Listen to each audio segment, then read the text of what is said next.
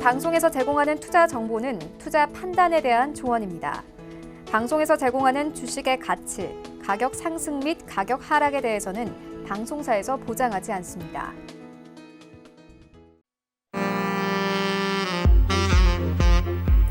안녕하세요. 베스트 트레이딩맨 2부 진행의 김성희입니다. 이번 주 좋은 흐름을 가져갔던 우리 시장, 오늘은 미중 양국의 마찰에 1% 넘게 하락 마감했습니다. 또다시 고래 싸움에 새우등 터지는 상황이 된 건데요. 중국의 홍콩 국가보안법 제정을 둘러싼 갈등이 일어나고 있고, 또 중국이 사상 처음으로 GDP 성장률 목표를 발표하지 않으면서 투심을 위축시켰습니다. 자, 이렇게 일주일이 마무리가 됐는데요. 다음 주장은 어떤 전략을 세워봐야 할지 오늘 베스트 트레이딩맨 2부 함께 하시면서 전략 챙겨가시기 바랍니다. 참고로 저희 방송에서 제공하는 정보는 투자 판단에 대한 조언일 뿐 해당 주식의 가치와 수익률 보장하지 않습니다. 그리고 베스트 트레이딩맨은 자본시장통합법 준수하고 있습니다. 1:1 투자 상담과 유사 수신행위, 무인가 영업행위 등 모든 불법 사항들 엄격하게 금지하고 있다는 점 알려드리도록 하겠습니다. 그럼 금요일에 베스트 트레이딩맨 2부 힘차게 출발합니다.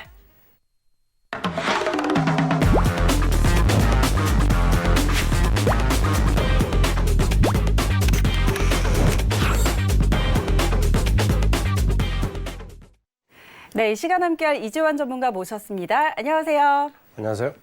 네, 반갑습니다. 자, 일단 이번 주 장이 오늘은 좀 아쉽게 이렇게 마무리가 됐는데 여러분의 아쉬움을 조금 상쇄시켜줄 만한 그런 소식이 있습니다.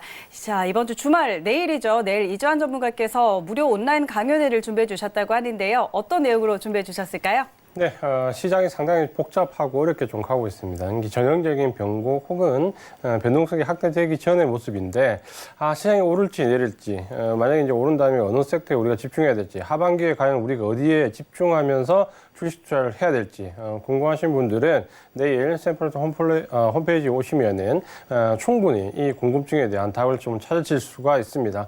함께 하시면서 증시에 관련된 전반적인 얘기 다 들어보시면서 투자에 참고하시면은 큰 도움이 될 것이다 라고 말씀을 좀 드리겠습니다. 네, 좋습니다. 자, 이제 하반기를 슬슬 준비를 하셔야겠죠. 어떤 섹터가 주도 섹터, 그리고 어떤 종목이 주도주가 될지 이런 부분들 내일 꼼꼼하게 짚어드린다고 하니까요. 꼭 참고하셔서 참여해 보시기 바랍니다. 자, 그리고 이지환 전문가님과 함께 할 수 있는 방법 또 하나 있습니다. 카카오톡 오픈 채팅방인데요. 카카오톡 검색창에 서울경제 이지환이라고 검색하시면 바로 입장해 보실 수가 있습니다. 이 부분도 함께 꼭 참고하셔서 이 시간 이후에도 이지환 전문가와 함께 하시면서 다양한 전략들 함께 얻어가 보시기 바랍니다. 자, 오늘은 투자 팁을 들어보는 시간이죠. 1시간 동안 알차게 또 강의를 꾸려주셨는데, 자, 지금 시장에 여러 호재와 악재가 뒤섞여서 상존하는 상황입니다. 이에 따라서 시장 상황 굉장히 등락을 거듭하고 있는데, 자, 이런 상황에서 오늘 준비해 주신 주제가 호재와 악재의 대결이라는 주제입니다. 바로 한번 강의 들어볼게요. 네, 오늘은 이제 시장에 관한 얘기를 좀 드리려고 하는데, 제가 이제 월요일 날, 투자 키워드를 들으면서 주로 시장 얘기를 많이 드리는데, 오늘 왜 이제 이 부분을 따로 떼어내가지고 말씀을 드리냐고 하면, 그만큼 이제 시장이 좀 중요한 시점에 와 있다라는 거죠. 시장이 중요한 시점에 와 있는데, 이 부분을 우리가 이제 어떻게 이해를 하고, 지금 혹은, 이후에 이제 투자를 좀 대비를 할 것이냐라는 부분을 좀 봤을 때, 이 부분이 이제 지금 시장의 가장 키워드가 되고 있다라는 거죠. 먼저 이제 오늘 좀 보는 관점을 좀 다르게 좀 말씀을 드리려고 합니다. 이제 그 이유가 뭐냐면 시장이 지금 많이 헷갈린다 그렇죠. 사실 미국 증시가 그렇게 나쁘지 않았는데 오늘 우리 시장 생각보다 많이 밀렸습니다. 많이 밀린 이유가 있겠죠. 첫 번째는 이제 중국이 오늘 전대에 나온 이후에 사실 우리가 이번 주 초반에 여기에 대한 기대감으로 상당히 올랐던 테마들이 좀 많이 있다 그렇죠. 이제 그런 종목 테마들이 오늘 좀 많이 급락을 했고 그러다 보니까 상당히 투심 위축되고 특히 이제 중국이 오늘 경기 부양책을 좀 발표를 했는데 내용을 보면 제가 봤을 때는 그렇게 우려할 부분이 그렇게 크지 않습니다. 그러니까 경제 성장률을 제시 안 했다는 부분이 일단 첫 번째인데 아마도 대부분의 국가들이 올해는 제시하기 힘들 겁니다. 이 코로나19 영향을 받아서 가늠하기가 힘들고 어렵기 때문에 아마 이 부분이 좀 대두될 것 같고 제가 이제 오히려 더 주목해서 봤던 부분은 이 특별 채권 발행인데 특별 채권 발행은 사실 중국이 굉장히 심했는 만입니다. 제 기억에 아마 금융위기 때 아마 하고 지금 이제 한 13, 14년 만에 처음으로 지금 아마 할 겁니다. 그러니까 그만큼 어떻게 보면 코로나19 영향이 굉장히 컸다, 어려웠다라는 반증도 되고 또 다른 각도로 보면 그만큼 경기 부양에 대한 의지가 강하다라는 말도 좀 된다라는 거죠. 그동안에 금융위기 이후에 수많은 이제 고비가 몇 번씩 있었는데 그때도 발행되진 않았었거든요. 그러니까 이제 이 부분을 본다면 상황은 위중한데 그걸 해결하기 위한 경기 부양책은 그만큼 중국도 상당히 강력하게 표시를 했다라는 부분이고 대부분 이제 어떻게 되냐면 이런 경기 부양책이 나올 때 당일은 하락하는 경우가 상당히 더 많았습니다. 그러니까 당일은 하락을 하고 중국 돈은 하락했잖아요. 여기 이제 조금 더 악재가 이제 홍콩 관련 부분, 홍콩이 오늘 시장이 이제 폭락을 했습니다. 이게 내부적인 정치적인 문제죠. 그 부분 때문에 5% 폭락을 했는데 이 부분도 아마 우리 정치에 좀 영향을 미쳤을 겁니다. 그러니까 그 부분인데 제가 봤을 때 중국 경기 부양책 발표와 관련된 부분은 당일 악재, 후일 호재 이렇게 보시면 됩니다. 그러니까 대부분 지금까지 그렇게 해왔고 경기 부양책이 발표되는 당일은 하락을 하고 그 뒤부터 서서히 올라가는 모습을 항상 보여줬거든요.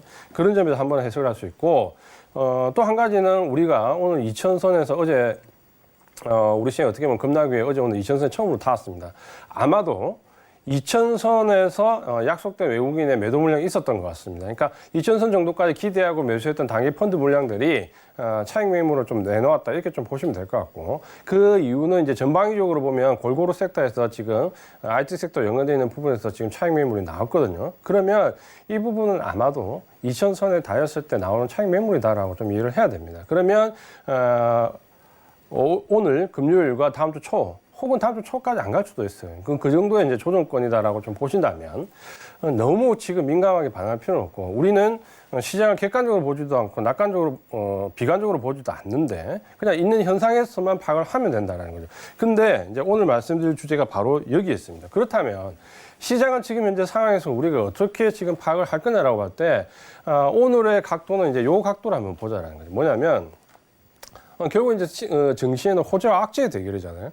호재가 나오면 시장이 올라가고 악재가 나오면 시장이 내려갑니다. 물론 이제 어떤 각도에서 보느냐에 따라 달라진다. 예를 들어서 수급적인 부분을 볼 수 있고 경기 전반적인 부분을 볼 수 있고 혹은 실적과 연관되어 있는 펀더멘탈과 아주 추격돼서 볼 수도 있는데 오늘 제가 이제 말씀드리고 싶은 부분은 이거죠. 그러면 우리가 시장은 지금 굉장히 헷갈리니까 다른 부분 다 처치해 두고 과연 시장의 증시의 호재와 악재라는 이 딱 두 가지 요인을 놓고 봤을 때 지금 증시가 어느 정도의 위치에 와 있고 앞으로 어떻게 될 것인가라는 부분을 오늘 한번 이제 우리가 논의를 해보자라는 거죠. 어쩌면은 너무 다각적인 부분이나 기술적인 부분을 보면 조금 더 편협될 수 있으니까 누구나 다 이해할 수 있는 이런 호재와 악재를 가지고 한번 시장을 좀 보자라는 거죠. 오늘은.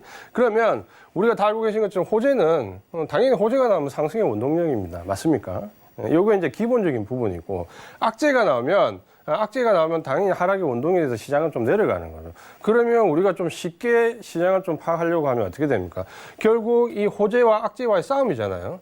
호재와 악재와의 싸움에서 호재가 이기게 되면은 시장이 상승하게 되는 거고 악재가 이기게 되면 시장이 하락하게 된다. 이 단순하게 우리가 너무 복잡하게 지금 시장이 어려우니까 보지 말고 변국에서 여러 가지 요인을 보지 말고 단순하게 이 호재와 악재라는 두 가지를 놓고 과연 시장이 앞으로 호재가 반영될 것인가 악재가 반영될 것인가 지금 시장은 호재가 반영되고 있는가 악재가 반영되고 있는가 이 부분을 한번 보자라는 거죠. 그러면 이 부분은 어떻습니까? 굉장히 기술적 분석을 잘 하시거나 혹은 펀더멘탈 분석을 잘 하시는 뿐만 아니라 기본적으로 주식을 하시는 분들은 다 이해할 수 있는 내용입니다. 그러니까 누구나 다 이해할 수 있는 내용을 가지고 지금 시장의 위치를 한번 보도록 하겠습니다.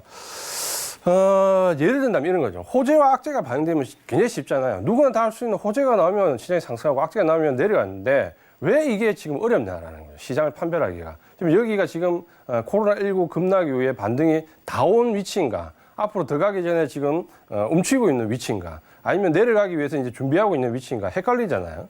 단순하게 호재와 악재로 봤다면 이 부분에 대해서 논란의 거리가 없어야 되는데 왜 우리가 헷갈리냐면 판단이죠, 판단. 그럼 호재와 악재의 판단을 누가 하냐라는 거죠. 호재와 악재 판단을. 호재 악재 판단 누가 하냐면 예를 들어서 어느 유력 경제 분석가들이 나와가지고 지금 호재입니다, 악재다. 물론 많이 하죠. 우리나라도 마찬가지고. 하다못해 저 같은 사람이 나와가지고 지금은 굉장히 어렵습니다, 좋습니다라는 얘기할 수 있는 이런 경제 분석가들이 판단할 수 있고. 두 번째는 이제 언론이죠. 우리가 일반적으로 뉴스나 보도 내용 혹은 요즘에는 인터넷 포털 같은 데서 많은 정보를 얻으니까 이런 부분에서 지금 현재 악재다, 호재다, 시장이 굉장히 어렵다, 지금 좋아지고 있다라는 판단을 할 수 있는 거죠. 그 다음에 이제 시장에 참여하고 있는 시장의 주체가 있지 않습니까? 가장 크게 보면 뭐 외국인이나 기관이나 개인, 사실 우리가 이제 편의상 이렇게 나누기는 하는데 사실 뭐 외국인도 다 같은 외국인 아니잖아요. 그냥 우리가 편의상 저렇게 놔두지만 뭐 예를 들어서 유럽인도 있고 우리나라에 들어오는 정치를 기준으로 봤을 때 중동의 사우디, 중동 자금, 아랍계 자금도 많이 들어와 있고 미국인도 많이 들어와 있고 그 사람들의 의견이 합의가 되진 않겠지만 일반적으로 글로벌하게 공통된 의견을 가지고 있다라고 한다면 외국인이나 기관이나 개인이 나타낸 의견일 수도 있잖아요.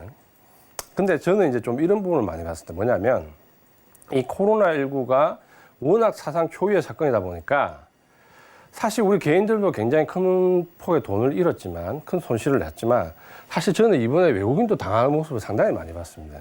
그러니까 저도 똑같은 데서 근무를 했기 때문에 똑같은 패턴이나 매매 패턴을 알고 있지만 사실 이번 하락을 보면서 참 어이없는 실수를 많이 하는 외국인들 많이 봤거든요.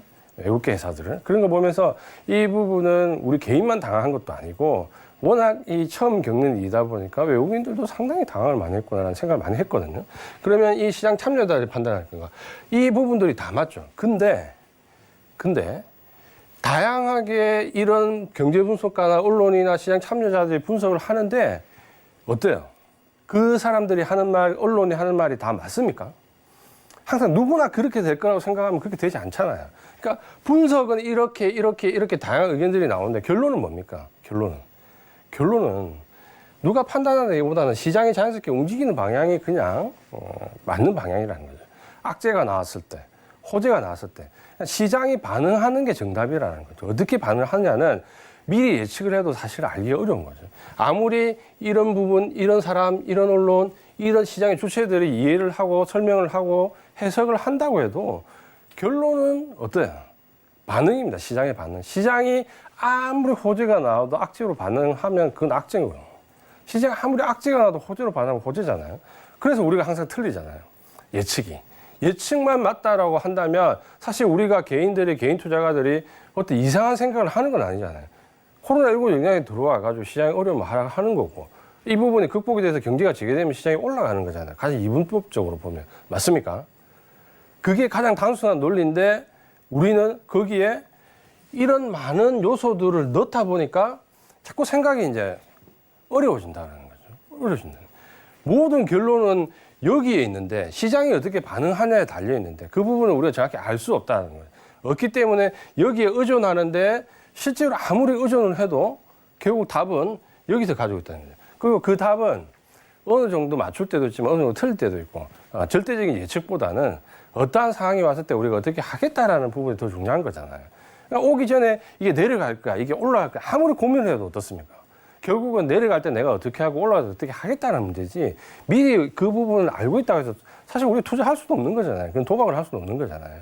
그런 부분에서 이 호재와 악재의 대결이라는 거는 아무리 우리가 많은 말을 해도 결국에는 시장이 우리한테 주는 겁니다. 그렇죠? 이 부분을 일단 우리가 대전제로 하고 시장을 봐야 된다는 거죠. 이 부분은. 이 부분이 왜 중요하냐면 이런 부분들 때문에 우리가 이제 투자의 오류에 빠진다는 거죠. 코로나19 급락 때 수많은 사람들이 그 급락에 대해서 대비를 하지 못하고 하는 순간 내려왔는데 누구나 그런 부분에서 내려간다는 거를 처음에는 초기에 눈치를 못 채도 뒤에 눈치를 챌 수 있는데도 불구하고 왜 대응이 안 되느냐라는 부분은 결국에는 이런 부분에서 너무 많은 요소들이 우리를 옥죄고 있다는 거죠. 지금 시장 상황이 저는 그렇지 않나라는 부분으로 많이 생각을 좀 하고 있습니다. 그래서 판단은 누가 아무리 많이 해도 결국에는 시장이 판단하는 거다. 그래서 제가 이제 결론적으로 말씀드리는 거는 시장은 항상 옳다라는 겁니다. 시장이 내 예상과 빗나가도 어느 유력한 경제 분석가 예상을 빗나가더라도 빗나가는 그 방향이 바른 방향이라는 거예요. 그래서 항상 시장이 옳다라는 생각을 좀 해야 됩니다. 그러면 우리가 이제 호재를 볼 때 일반적인 방법하고 눈에 띄는 방법이 있는 거죠. 어떤 방법이냐면 일반적으로 이제 시장에 이제 어떤 호재가 나왔다는 거예요. 호재가 나오면 우리 생각하잖아요. 당연히 올라가겠다 생각하잖아요. 그러니까 시장은 당연히 호재가 반영되면 시장은 상승하게 되어 있습니다. 이게 가장 기본적인 룰입니다. 이렇게 되면 시장 분석이 굉장히 쉬운 거죠. 호재가 나왔으니까 올라가고 악재가 나왔으니까 내려가면 얼마나 분석하기 쉽습니까? 그럼 사실 경제 분석가도 필요 없고 그냥 우리가 뉴스, 포털 같은 거 한 번만 보면 투자가 다 가능하잖아요. 그러면 투자가 되지가 않는다는 거예요. 투자라는 결국 투입되는 자본 대비 이득이 나와야 되는데 그럼 이득이 나오려면 누군가 손실을 봐야 되잖아요. 그 손실은 뭡니까? 누군가 예측이 빗나가야 된다는 건데 모든 사람의 예측이 다 동일한 방향으로 움직이면 그게 나오지 않잖아요. 변수가 생기는 거죠, 시장에. 맞습니까? 그 변수가 어떤 거냐면 호재가 나왔는데도 시장이 반응하지 않는다는 거예요. 호재가 나와도 시장이 반응하지 않는다. 그럼 시장이 만약에 호재가 나왔는데 반응하지 않으면 어떤 결과가 올까요? 어떤 결과? 그때는 뭡니까? 큰 폭의 하락이 오잖아요. 맞습니까? 우리가 경제가 굉장히 어려울 때 금리 인하 하잖아요. 금리 인하 하면 사실 이제 금리가 인하하게 되면 아무래도 유동성 공급이 많이 될 거고 유동성 공급이 많이 되다 보면은 중고 쪽에도 유동성이 들어오면서 주시장이 이제 부양하기 위해서 계속해서 금리를 인하시키잖아요. 근데 우리 잘 생각해 보면 시장이 대세하락을 이렇게 할 때 중간중간에 금리 인하할 때 보면 여기서 이제 금리 인하를 한 번 하고 여기서 금리 인하를 안 하고 금리 인하를 하면 시장이 어떤 반응이 오냐면 이런 차트가 나와요. 왜냐하면 금리 인하를 하잖아요. 그때 딱 급락합니다. 금리 인하할 때 오히려 더 급락하고 금리 인하할 때 급락합니다. 금리 인하할 때 급락합니다. 그렇죠. 호재가 나왔을 때 상승하는 게 아니라 호재를 미반영하면서 큰 폭의 하락이 많이 나오잖아요. 그런 거 보면 이제 시장이 이제 어려워지기 시작하는 거죠. 그래서 딱 여러 가지 생각할 수 있는데 두 가지잖아요. 이렇게 생각하는 거예요. 첫 번째는 뭐냐면 호재가 나오면 당연히 올라가야 된다. 올라가야 된다. 근데 두 번째는 뭡니까? 호재가 나왔는데도 올라가지 않으면 뭔가 조심을 해야 된다는 거예요. 맞습니까? 이 부분은 이제 주식 투자 하시는 분들은 반드시 알고 있어야 되는 거죠. 호재가 나왔는데도 시장이 반응하지 않으면 결국 큰 폭의 하락이 온다는 거예요. 큰 폭의 하락이. 이 부분은 왜 그러냐면 악재를 설명하고 기술적인 부분에 대해서 말씀을 좀 드릴게요. 그러면 이제 이 호재를 보면 반대로 악재를 보면 마찬가지입니다. 똑같은 원리죠. 악재가 나오면 시장이 이제 하락하는 게 당연한 원리고 만약에 악재가 나왔는데도 불구하고 시장이 하락하지 않으면 어떻게 된다? 큰 폭으로 상승하는 거예요. 그러니까 우리는 주식을 투자하기 때문에 투자는 단방향입니다. 올라가는 방향에 대해서만 투자를 하는데 실제로 투자는 올라갈 때나 내려갈 때나 거의 비슷한 비율로 이루어집니다. 내려갈 때 선물이나 옵션이나 혹은 뭐 ETF라든지 인버스라든지 여러 가지 상품이 요즘은 다양하기 때문에 올라갈 때나 내려갈 때나 다 올라가거나 내려갈 만한 힘이 있어야 됩니다. 그러니까 이런 부분 나오는데 그러면 왜 제가 여기다 이제 큰 폭이라고 생각해요. 큰 폭이라고. 그러니까 이런 거죠. 예를 든다면 주가가 하락하고 있다. 경기가 하방으로 들어가고 있다. 그래서 여기서 뭡니까? 예를 들어서 금리 인하를 단행한다. 라고 하면 시장이 좀 꿈틀거립니다. 이렇게. 반등의 기운이 좀 들어오죠. 그래서 예를 들어서 이번에는 0.5bp 정도 인하할 거야. 라고 예상을 했는데 0.25bp를 인하했다. 그러면 예상보다 적게 인하했다. 인하했다라는 거는 호재인데 어쨌든 간에 예상치보다 좀 적다면 여기서 뭡니까? 이렇게 되거든요. 실망 매물이 나온다는 게 실망 매물이. 그러면 우리가 보통 주식을 봤을 때 주식이 그냥 평온하게 움직이다가 어느 날 이렇게 급락을 했다. 큰 폭에 급락을 했다라고 하면 급락과 급등은 어떻게 하면 이루어질까요? 누군가가 많이 팔면 많이 매도를 하면 급락이 나올까요? 어떻게 나올까요? 급락과 급등. 우리가 기술적으로 분석을 볼 때 차트를 보면 장대, 양봉, 장대, 음봉이 이렇게 표현을 하잖아요. 그렇게 큰 폭의 상승이나 큰 폭의 하락이 나올 때는 거의 90% 이상이 뭐다? 손절 물량이다. 손절 물량. 손절 물량이 들어와야지만 급락이 나옵니다. 그러니까 시장의 외국인들이 여기서 선물 매도를 하거나 풋옵션에서 수익을 낼 때 어떻게 합니까? 개인들의 손절을 유발할 수 있는 지점을 공략을 하는 거죠. 그래서 그 지점을 공략을 하면 개인들은 그 지점이 넘어가는 순간, 왜냐하면 개인이 견딜 수 있는 인내치 한계이기 때문에 그 한계치를 넘어서는 순간 뭡니까? 시장은 개인들의 손절 물량에 의해서 급락이 나오는 거죠. 그걸 이제 우리가 다른 말로 하면 투매라고 하기도 하고, 투매를 또 밑에서 받아가기도 하는 거죠. 그래서 손절이 나온다라는 보면 이 손절에 나와서 급락이나 급등이나 예를 들어서 나온다고 했을 때 그럴 때 큰 폭이라는 상승이나 큰 폭이라는 하락이 나온다는 거죠. 그러면 결국 손절이라는 건 뭡니까? 손절이라는 건 내가 샀는데 산 방향과 의도한 방향과 다르게 나왔을 때 손절하는 거잖아요. 그럼 뭡니까? 시장에 악재가 나왔는데 하락하지 않으면 악재가 나와서 하락해야 의도한 방향인데 그 의도한 방향으로 가지 않으면 반대쪽에서 큰 폭의 상승이 나온다 그렇죠. 맞습니까? 제가 왜 이게 다 어떻게 보면 이전에도 말씀드리고 다 아는 얘기를 하냐면 바로 이제 이 심리를 누가 이용을 많이 하는 외국인들이 가장 이용을 많이 합니다. 저 심리를. 그래서 저 심리를 어떻게 하면 개인들의 저 심리를 끌어낼까? 어디서 어디서 여기서 매도를 주면 개인들이 공포를 느낄까 혹은 매물을 좀 내놓을까라는 부분에 대해서 어떻게 보면 이제 우리가 좀 한번 좀 생각을 좀 해봐야 된다는 거예요. 오늘도 공포심을 느끼셨을 거 아니에요. 그러니까 그런 부분들을 오늘 시장에서 보시면은 우리가 생각하는 위치가 좀 나올 수 있다라는 거죠. 그러면 코로나19와 관련된 이제 악재를 한번 볼게요. 지난주에도 말씀드렸지만 왜 이게 처음에 이제 가장 큰 악재되고 무섭냐라면 이거는 분명히 이제 우리가 알고 있는 악재입니다. 악재인데 첫 번째 왔을 때는 뭡니까? 경제 활동이 좀 위축된다. 야, 뭔가 좀 경제 활동이 위축될 수 있겠다. 심지어 좀 위축되겠다. 경제 활동이 위축됐다. 이렇게 시작된 거죠. 그래서 그 차트를 보면 이런 거죠. 고공행진을 주가가 이렇게 좀 2200선, 300선 고공행진 하다가 첫 번째 경제 활동이 좀 위축될 수 있겠다라고 했을 때 요만큼 내려왔죠. 요만큼 내려왔고 그 다음에 뭡니까? 셧다운이라는 공포가 내려왔을 때 이만큼 내려왔죠. 쭉 내려와 버렸죠. 여기에 기름을 본 게 뭡니까? 네, 유가죠. 유가에 급락에 여기에 기름을 붓고 마지막에는 뭡니까? 야, 이러다가 정말 큰일 나는 거 아니야? 모든 경제 활동이 멈추는데? 라는 생존의 문제가 딱 돼버리는 거죠. 이게 뭡니까? 이 코로나 악재에 진행되는 순서였죠. 그게 이제 차트에도 그렇게 반영이 됐다라는 거죠.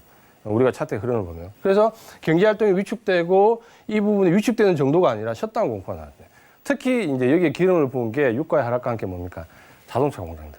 자동차 공장들이 전부 다 문 닫기 시작하면서 이거 장난이 아닌데라고 됐잖아요. 그러면서 뉴스에 이제 막 대스특필 되는 거예요. 그때 우리나라는 이제 어떤 뉴스 났습니까? 현대자동차, 유럽 공장이 멈췄다. 인도 공장이 멈췄다.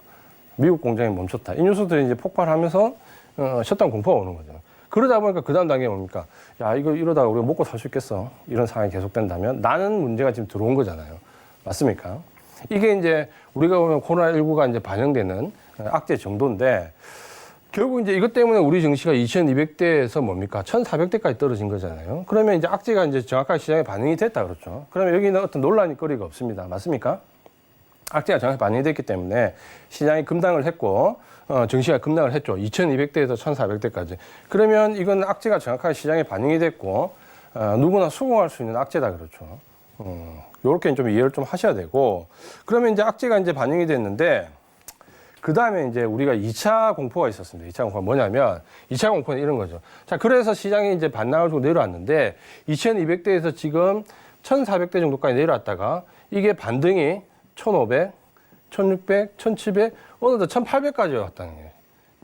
1800대 왔을 때 그때 이제 우리 시장은 이제 또다시 공포에 몰아넣는 악재가 또 나오는 거예요. 근데 이 악재는 좀 잠재적인 악재입니다. 우리가 어쩌면 우리 스스로 만들어내는 것일 수도 있고 보편적으로 생각했을 때 나올 수 있는 부분이기 때문에 잘못된 부분은 아닙니다. 그 뭐냐면 첫 번째 악재가 뭐냐면 이 부분은 일반 개인들은 신경을 많이 못 썼지만 증권업체에 종사하는 관계자나 전문가나 특히 미국 쪽에 증시 관련되어 있는 관련자들이 공공연하게 걱정했던 부분이고 많이 염려했던 부분이죠. 뭐냐면 이 고용지표가 나오는 순간, 최악의 고용지표가 나오는 순간 미국 시장은 다시 급락할 것이다. 이 부분이 가장 첫 번째였습니다. 뭐냐면 그때 시장이 첫 반등을 줬을 때 대부분 뭐냐 했냐면 2주나 3주 뒤에 고용지표가 나왔을 때 굉장히 시장이 급락할 것이다. 고용지표가 나오면 그 충격이 어마어마할 것이다 했는데 공공연하게 그때 나오던 우리로 치면은 뭐 속칭 찌라시라고 하는 미국의 그 찌라시를 보면 10배 이상 나온다라고 나왔어요. 그때 한 일주일 전에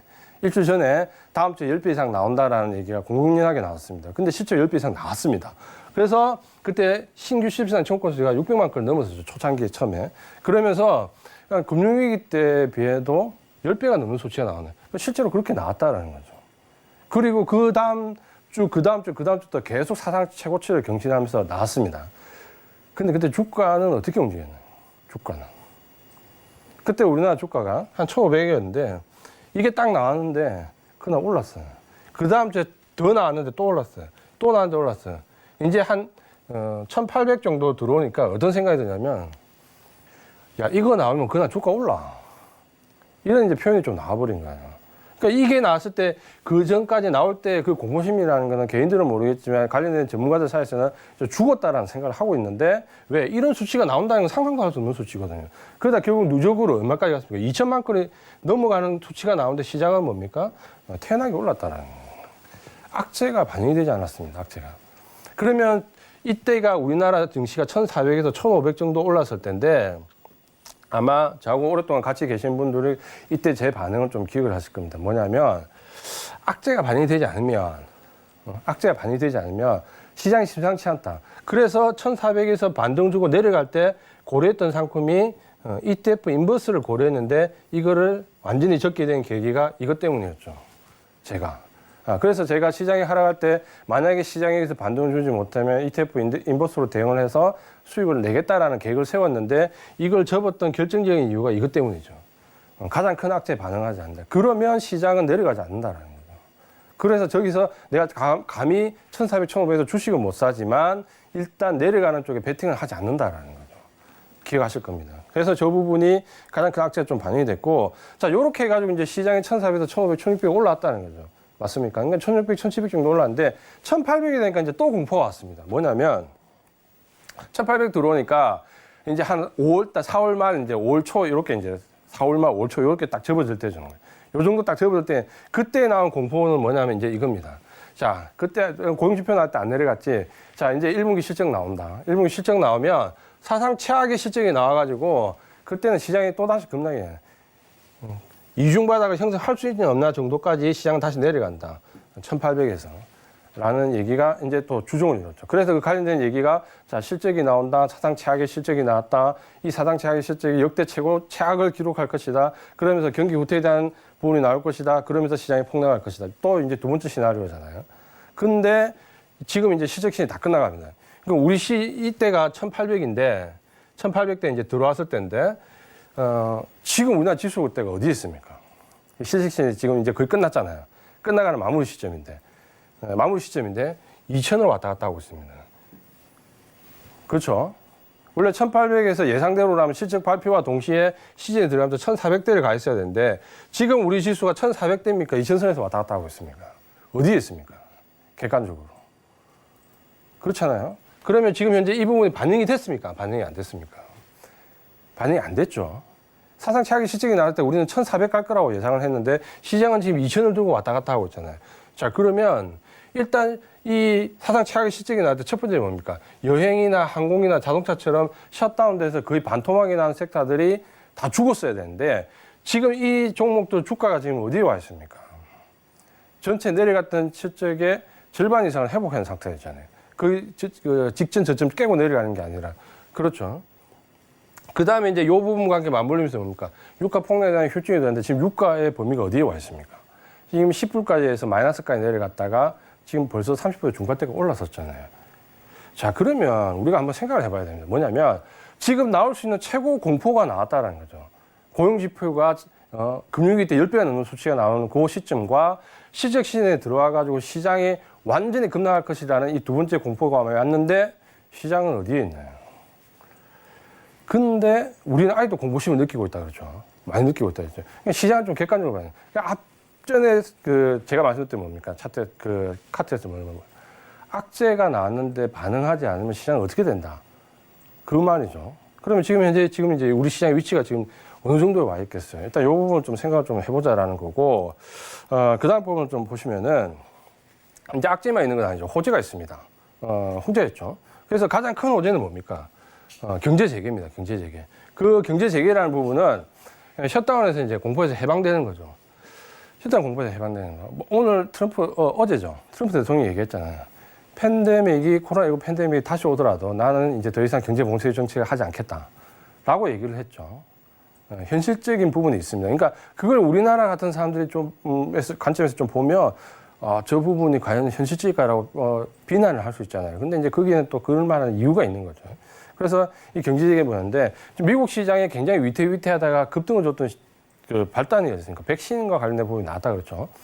백신과 관련된 부분이 나오면서 좋은 결과가 나온 백신이 있다라고 했을 때 미국 시장이 3% 급등을 하지 않았습니까? 그러면 그 백신은 사실 기대감을 줘도 나오는 건 1, 2년 뒤입니다. 근데 백신이라는 부분에 왜 시장이 그만큼 급등을 했을까요? 급등한 이유는 뭡니까? 백신이 그러니까 나올 수 있다라는 부분은 뭡니까? 결국은 이거에 대한 기대감이잖아요. 기대감이잖아요. 그리고 백신이 나와가지고 뭡니까? 사람들이 자유롭게 경제 활동을 할 수 있다라는 경제 재개에 대한 기대감으로 상승한 거지 단순하게 그 백신 때문에 상승한 거예요. 그 백신 하나 나왔다고 해가지고 지금 당장 1년이나 2년 뒤에 나올 건데 증시가 3%대 급등을 한다라는 거는 결국에는 저 경제 재개에 대한 기대감이지 백신 그 자체는 아니다라는 거죠. 그러니까 그 부분은 우리가 호재라고 생각을 해보면 그렇다면 이제 지금 현재의 구도는 어떻게 돼 있냐. 그래서 수많은 악재 때문에 코로나19는 악재 때문에 내려왔고 시장이 반등을 주는데 중간중간에 큰 고비가 있는데 불구하고 시장은 계속해서 밀리지 않고 반등을 줬고 지금 현재 이제 이천선을 한번 터치하고 조금 밀리면서 있는 위치에서 딱 보면 이런 거죠. 호재는 경제 재개에 대한 기대감이고 악재는 이제 웬만한 악재는 지금 다 나왔어요. 실적도 나왔고 고용지표 발표되는 경제지표 다 나왔고 지금 이제 미중 무역 갈등에 대한 부분이 나오고 있지만 그 내용을 자세히 보면 관세 보복부터 해가지고 지금은 하위 정도에서 점점 그 대응 수준이 낮아지고 있어요. 그렇다면 그 자체가 뭡니까? 생각했던 만큼 관세 부과처럼 예전처럼 가는 그런 구도는 아니다라는 거예요. 미국 자체도. 그렇게 하기는 어렵다라는 거죠. 그러면 그 자체의 사건이 이만해졌다가 관세 부과라는 그 다음에 이제 하위 제재라는 요만해졌다가 점점 쪼그라드는데 그것 때문에 우리가 너무 무시할 필요는 없다라는 거죠. 그렇게 보면 결국 이제 이 부분에 대한 부분인데 사실 이제 이 부분을 보면 어떠냐면 경제 재개를 안 하면 사실 한 90%의 사람들이 고통받습니다. 우리나라는 사실 통제를 안 했기 때문에 어떻게 보면 워낙 방역이 잘 됐기 때문에 좀 예외지만 유럽이나 하다못해 선진국 같은 유럽이나 뭐 인도나 이런 데 보세요. 이제 사람들이 뭡니까? 폭동 직전입니다. 차라리 코로나 걸려서 죽어도 일단 일하러 가야 되겠다. 굶어 죽는 것보다 낫다. 집에 가족들이 굶고 있는데 계속해서 여기서 뭐 가만히 있을 수는 없다. 그 부분이잖아요. 그거를 이제 파고드는 게 트럼프 대통령의 정책도 역시 마찬가지이지 않습니까? 그런 부분을 본다면 결국은 90%가 어려움을 겪고 있는데 코로나19에서 실제로 생존의 위협을 받는 수치는 지금 정확한 데이터는 안 나오지만 무증상 감염까지 하면 4% 이하라는 컨센서스는 좀 이루어지고 있죠. 그런 부분을 본다면 그러한 위험, 리스크라는 4%의 리스크와 90%의 어려움이라는 데서 결국 세계는 이 90%의 어려움을 해결하는 데 선택할 수밖에 없다는 거죠. 트럼프 대통령처럼. 그러면 이런 적이 처음이었냐? 처음은 아니다라는 거죠. 가장 우리한테 공포를 줬던 시기가 스페인 독감 때인데 그때도 똑같습니다. 똑같이 결국에는 저의 생존의 어려움 때문에 뭡니까? 90%의 어려움 때문에 경제 재개를 했어요. 그때도. 그래서 그때도 이제 학교를 풀고 경제 재개를 하면서 스페인 독감 때 제가 말씀드렸죠. 첫 번째 사망자가 나왔다가 사망자가 이만큼 줄어들었어요. 그러니까 여기서 이제 방역 활동 통해 이만큼 줄어들었을 때 여기서 경제 재개를 시작을 했습니다. 경제 재개를 시작했거든요. 그랬더니 사망자가 이만큼 늘어났어요. 사실은 우려스러운 점이 나왔습니다. 그래서 경제 재개를 하기 전에 사망자보다 경제 재개를 하고 난 뒤에 사망자가 더 늘었어요.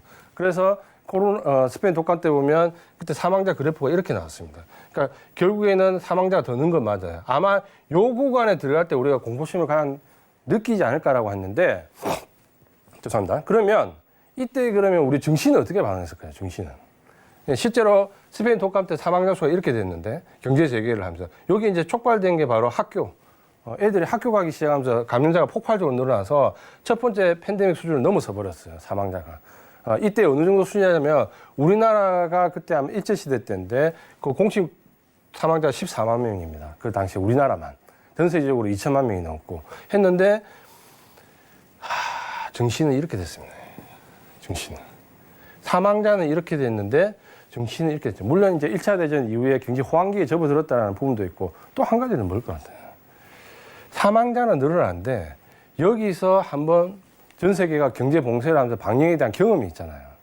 경험이 있으니까 두 번째가 늘어날 때 그 경험으로 그 부분이 어느 정도 극복이 된다는 거예요. 사망자는 늘어나지만. 왜냐하면 경제 재개를 하니까 사망자가 늘어날 거 아니에요. 근데 첫 번째보다 당황하지 않는다라는 거죠. 그러면서 증시는 이렇게 됐다는 거죠.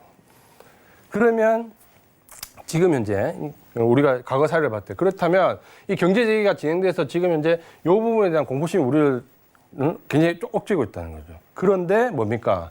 증시는 그렇지 않았다는 거죠. 이 부분을 우리가 꼭 한번 좀 생각할 필요가 있습니다. 그러면 우리가 이 부분에 대한 공포를 얼마나 느껴야 되는가라고 생각했다. 증시만을 놓고 본다면은 실제로 그렇게 우리가 우려하는 상황은 증시에 오지 않았다는 거죠. 설사 재감염이 확산돼서 사망자 수가 더 늘어나더라도 자, 이 부분을 한번 생각해 보면서 잠시 후에 또 내용을 이어가도록 하겠습니다.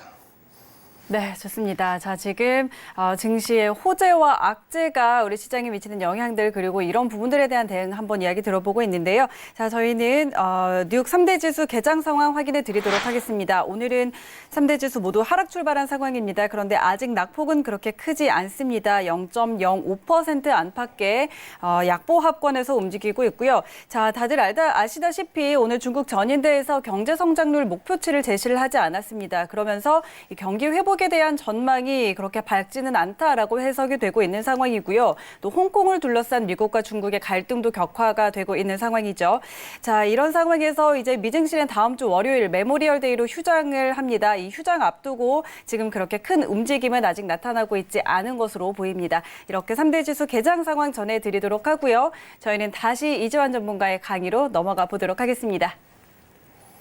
네, 계속해서 이제 보면, 그래서 지금 현재 우리 증시에 들어와 있는 호재 악재를 좀 살펴봤다 그랬죠. 이 경제 재개한 부분하고, 코로나19 재감염의 확산이라는 부분하고, 이게 결국에는 지금 어느 쪽 방향으로 흘러가느냐 부분을 봤을 때, 어떻게 보면, 제2의 팬데믹이 오더라도 증시에 오는 충격이 첫 번째 충격보다는 훨씬 작다라는 게 과거의 사례에서 이미 나왔다 그랬죠. 근데 그건 우리가 상식적으로 생각해 보면 처음에 오는 공포는 굉장히 겁나지만 한번 그거를 컨트롤 해봤기 때문에 그 부분이 다시 온다고 해도 그렇게 2차 충격이 1차 충격만큼 크지는 않잖아요. 그런 부분으로 우리가 이해를 좀 할 수 있을 것 같고, 그렇다면 악재가 반영되지 않으면 결국에 큰 폭으로 상승할 수 있다라는 부분을 우리가 객관적으로 열어놔야 되는 거잖아요. 그러니까 제가 감정적으로 이 부분을 강요하는 게 아니라 앞에서 봤잖아요. 우리 시장에 들어올 수 있는 크다란 어떻게 보면 악재들이 충격을 줬는데 시장이 안 내려가잖아요.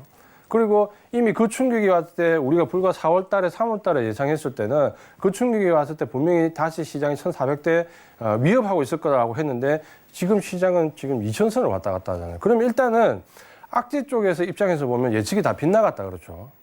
지금 1,400, 1,500 가 있어야 되는데 그렇지는 않잖아요. 그러면 어쨌든 악재 쪽의 관점에서 본다면 그 예상이 빗나갔고, 그러면 누구나 다 알고 있는 증시의 상식으로 얘기를 좀 해보면 마찬가지잖아요. 악재가 우리가 처음에 봤을 때 누구나 인정했던 부분이잖아요. 악재가 악재로 받아들여지지 않으면 어떻게 된다? 이제 이 부분을 열어놔야 되는 거잖아요. 맞습니까? 이 부분을 열어놓을 수밖에 없는 상황이 지금 돼버리는 거잖아요. 그렇죠? 그래서 뭡니까? 우리 시장에서 보면 지난주에 미국 시장이 백신과 관련해서 폭등을 했고 내려가야 될 자리에서 내려가지 않으면서 반등을 줬는데, 그게 이제 기술적으로는 보면 좀 굉장히 중요한 자리인데, 그게 나오고 난 다음에 우리 시장에 어떤 변화가 있었습니까? 뭡니까? 어떤 변화가 있었습니까? 외국인들의 수급의 변화가 있었잖아요. 그동안 그렇게 팔던 외국인들이 지난주부터, 물론 오늘은 이제 2,000선에 닿으면서 차익 매물이 나왔지만 상승이 좀 덜하다 그랬죠. 또 한 가지 상징의 부분은 뭡니까? 개인이 1조 원 이상 매도한 날이 이번에 나왔다 그렇죠. 그 부분도 좀 인상적이었고, 또 하나는 뭡니까? 삼성전자. 삼성전자에서 외국인들이 그렇게 팔더니 오늘 좀 팔았지만 오늘 제외하고 이번 주에 계속해서 매수하는 모습을 좀 보여줬죠. 4일 연속. 그러면서 이런 부분에 이제 미묘한 변화인데, 물론 저는 이 부분이 절대적이라고 아직까지 확신하지는 않습니다. 그러니까 저게 다음 주에 가서 또 어떻게 바뀔지, 오늘도 좀 수급이 바뀌었고 바뀔 수 있고, 다음 주에 들어가서 또 다시 매도 쪽으로 확 턴할 수 있는데, 왜 그러면 외국인들이 갑자기 그동안 그렇게 우리 시장을 옥죄는 부분이 이렇게 스탠스가 좀 바뀌었냐라고 하면, 상식적으로 생각해 보자는 거예요. 저도 외국 회사에 오랫동안 근무를 했기 때문에 그냥 제 입장에서 그 경험으로 얘기해 본다면, 여기 있는 외국인들이 이 부분을 지금 생각하고 있다는 겁니다. 그러니까 여기에 대한 아직까지 100%야 맞아라는 확신은 하지 않지만 서서히 이제 이 부분도 대비를 해야 되겠다라는 생각하는 거죠. 악재가 계속해서 악재가 나왔다 내려가지 않으면 어떻게? 그럼 일단 상승 쪽으로 대비를 해야 되는 거잖아요. 선물 옵션이든 파생이든 현물이든. 그러다 보니까 외국인들이 완전하게 우리 시장에서 매수 쪽으로 턴한 건 아니지만 과거보다는 이쪽에 대한 생각의 시선을 넓혀가고 있다는 거죠. 맞습니까?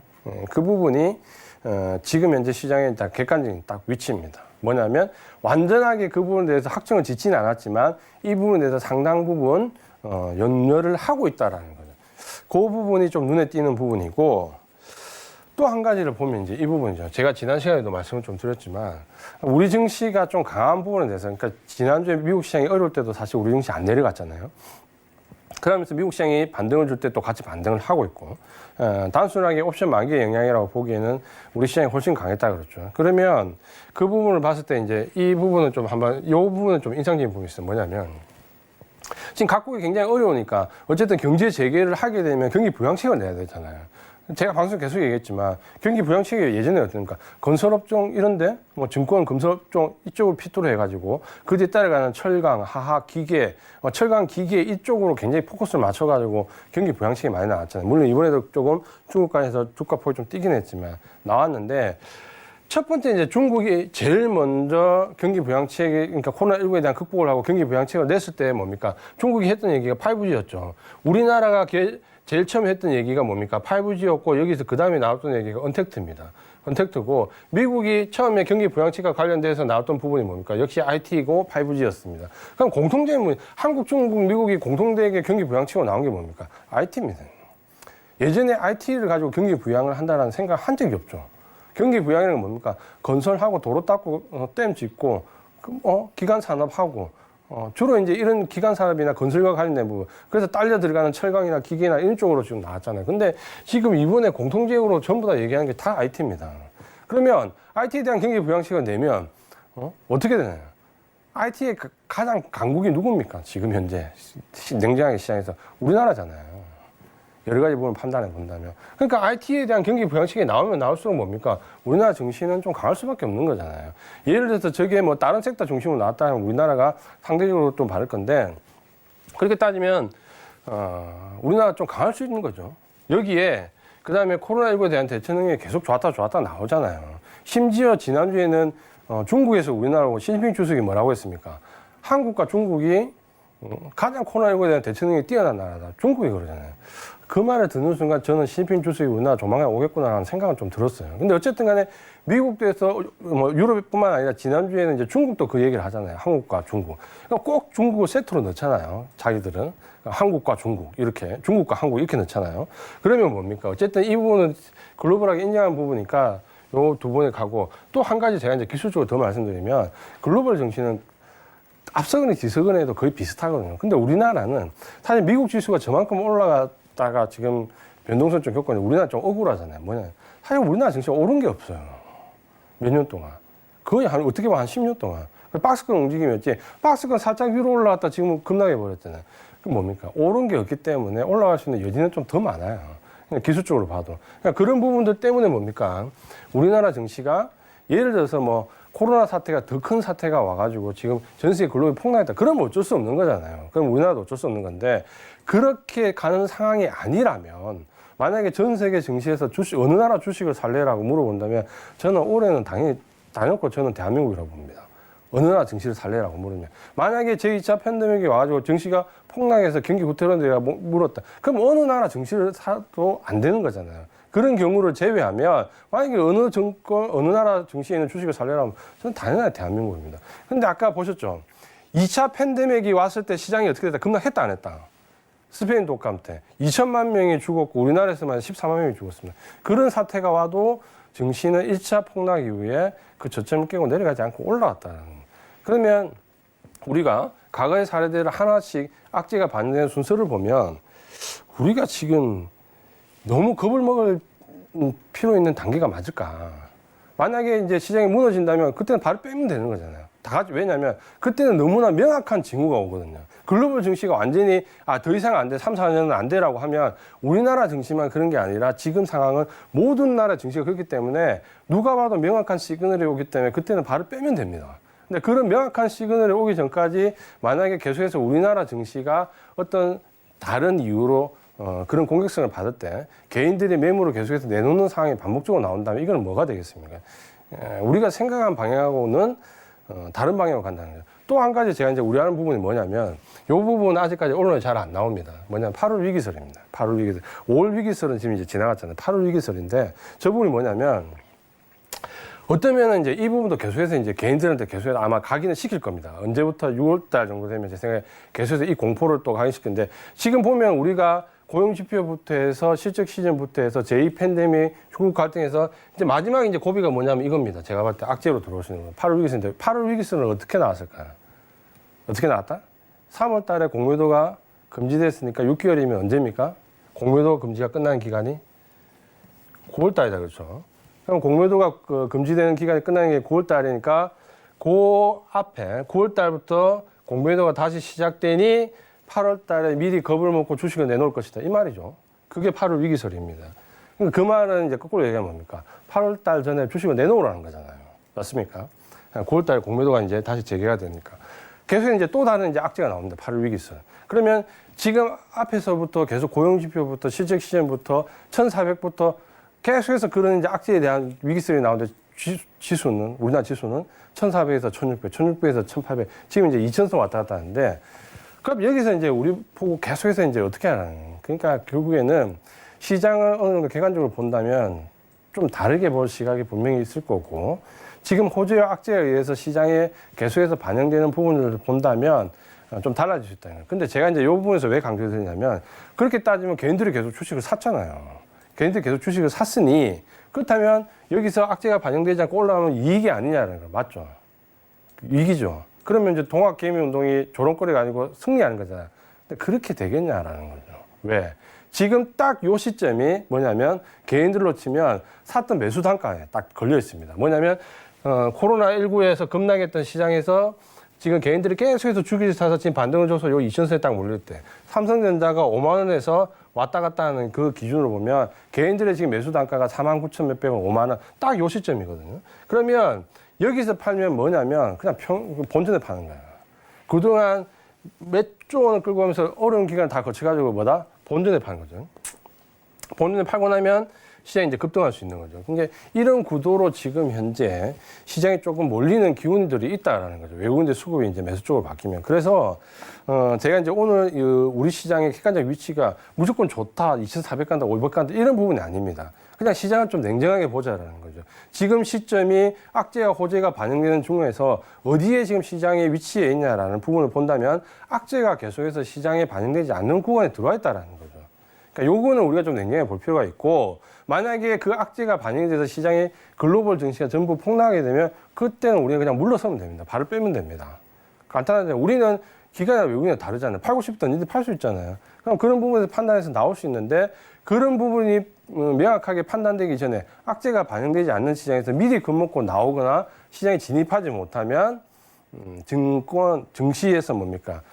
수익을 낼 수 있는 구도가 상당히 어렵다라는 거죠. 이 부분을 우리가 좀 이해했으면 좋겠고, 그렇다면 이제 우리의 마지막 관심사는 어떤 거죠? 이런 거죠. 그렇다면 이제 악재가 반영됐고 시장이 어느 정도 좋아질지 안 좋아질지, 불과 한 2, 3주 정도에서 굉장히 큰 흔들기, 시장이 급락했다, 급등했다, IT 종목들이 급락했다, 급등했다, 이러면서 종목을 흔드는 부분이 굉장히 나올 건데, 그런 부분에서 결국 시장의 중심을 잡고 있는 거는 실적으로 볼 때 지금까지 급락 이후에 반등을 줬고 지금 이 구간에서 어느 정도 행보권을 벌쳤다가 예를 들어서 시장이 급락했지, 예를 들어서 급등했지, 아직까지 명확한 판단은 하지 않지만 시장의 악재가 반영되지 않는 위치에 와 있고, 만약에 급등을 하게 되면 대부분의 지금 제가 이제 종목 상담을 하다 보면 여기서 궁금한 게 전부 다 여기 종목 여기 있습니다.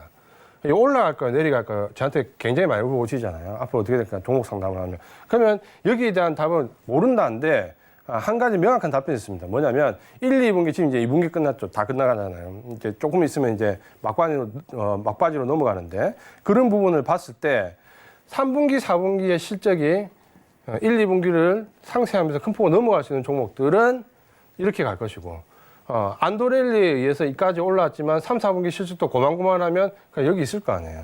그러니까 여기 있는 주식과 이제 올라간 주식이 요 시점이 뭡니까? 나뉘는 시점이다. 그렇죠.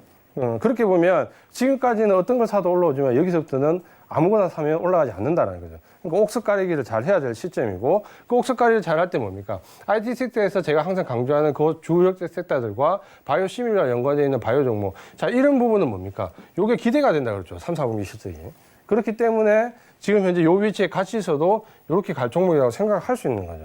여기에 이제 언택트는 약간의 의문점은 있지만 지금 정부 정책에 의해서 수혜주로 들어와 버렸기 때문에 섹터로 올라갈 수 있는 부분이 좀 있고, 그래서 요거까지 넣느냐 안 넣느냐라는 논란이 있겠지만 IT에서 주력인 섹터와 바이오 시밀러와 연관되는 주력 섹터들은 3, 4분기 실적이 지금보다 훨씬 좋아질 것이다 라는 부분을 본다면 이제 어떻게 된다는 거겠죠. 그러면 자, 오늘 시장은 지금 현재 위치에 대해서 말씀드렸습니다. 그러니까 어느 쪽이라고 생각할 수는 없겠지만 마음속에 아마 느끼시는 부분은 좀 있으실 거예요. 너무 공부심을 가지고 대하면 여기서 굉장히 어려울 수 있다는 부분 말씀드리면서 시장의 지금 위치를 악재 호재로 냉정하게 보자. 이 말씀을 좀 드리면서 오늘 강의는 여기까지 말씀드리겠습니다. 네, 좋습니다. 자, 이렇게 시장이 호재와 악재가 대결을 펼치고 있는 상황에서 이제 추후에 섹터별로 방향성이 좀 갈릴 텐데요. 이런 상황에서 IT 그리고 바이오, 언택트주까지 좀 주목을 해보는 것이 좋겠다는 의견까지 마지막으로 드렸고요. 자, 이재환 전문가는 여기서 보내드리도록 하겠습니다. 오늘 말씀 고맙습니다. 그렇습니다. 네, 오늘도 이렇게 1시간 동안 저희와 함께 하셨는데요. 다시 한번 알려드리도록 하겠습니다. 내일입니다. 오후 1시에 샘플러스 홈페이지에서 이재환 전문가의 무료 강연회가 예정이 돼 있습니다. 추후에 어떤 업종들이 주도적으로 끌고 나갈지 이런 부분들 자세하게 설명해 드릴 테니까요. 함께 해주시기 바랍니다. 참고로 저희 방송에서 제공하는 정보는 투자 판단에 대한 조언일 뿐 해당 주식의 가치와 수익률 보장하지 않습니다. 그리고 베스트 트레이딩맨은 자본시장통합법 준수하고 있습니다.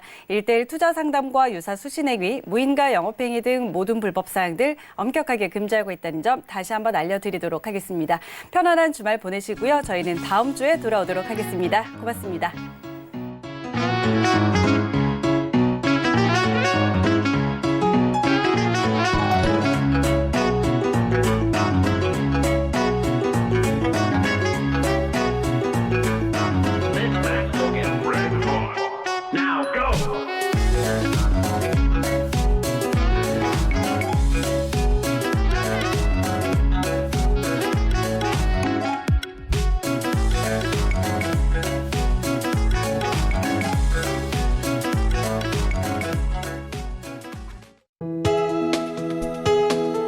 본 방송에서 제공하는 투자 정보는 투자 판단에 대한 조언입니다.